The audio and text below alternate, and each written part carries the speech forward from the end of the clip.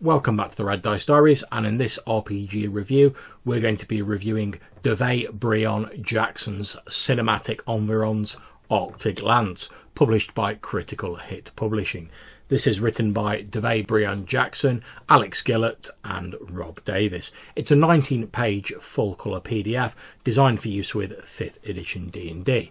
Now, this PDF is part of a series designed to explore the adventure and role-playing potential of a particular type of environment. In this case, it's covering the frigid lands of the Arctic tundra. It uses the no-nonsense D&D feeling layout from other Critical Hit publishing products, a sort of faux parchment background with twin columns of text. Straight away, the author sets out that this is a supplement designed to facilitate a cinematic role-playing experience, and then they move on to define what they mean by cinematic. I think getting definitions in as early as possible in a product like this is always a wise move. After all, you're never really going to be able to discuss things till everyone's sure what they mean by the terms.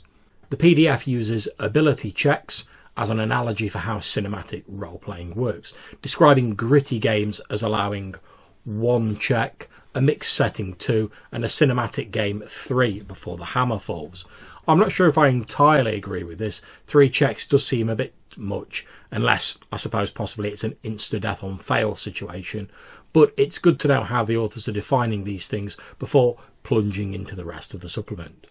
We then move on to a series of environmental hazards that a GM can use to really emphasise the background and feel of an Arctic environment.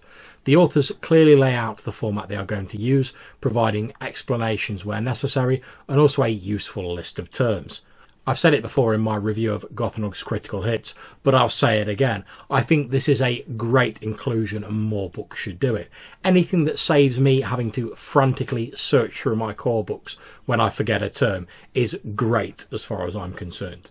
Arctic conditions are unsurprisingly covered in some detail, the author suggesting ways that the gruelling conditions of the Arctic can be used, from deep cold to frostbite and tracks in the snow. Not all of these have or require game mechanics. Some are simple descriptions, but all are very useful for representing the unique challenges faced in these barren white landscapes, especially if you are somewhat less than familiar with them in real life. The actual Arctic hazards section of the PDF begins with a beautiful piece of artwork showing a simple set of footprints through an unbroken field of snow, summing up the beauty, loneliness and danger of these places far more eloquently than an entire page of description.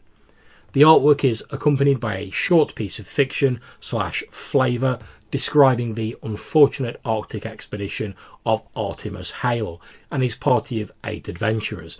It sums up the feeling of those old films with brave pioneers attempting to persevere against and best the elements.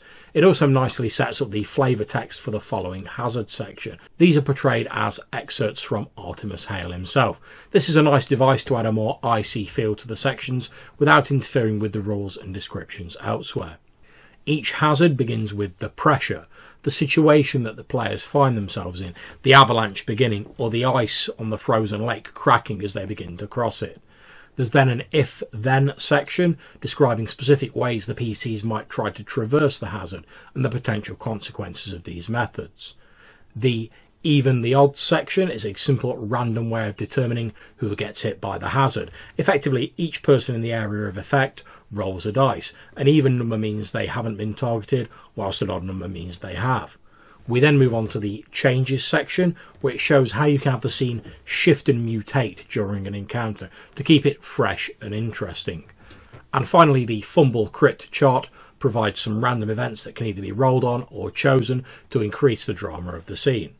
Now, I don't want to list all of the hazard types in detail, since it would spoil the surprise for those who plan to buy this excellent supplement.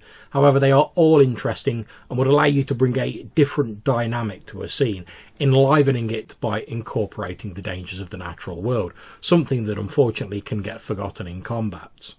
The supplement rounds off with an appendix featuring a new D&D background for those who wish to play an adventurer who hails from the wastes of the far north. There is also some new equipment and environment appropriate weapons which could add interest to Arctic cultures in a game.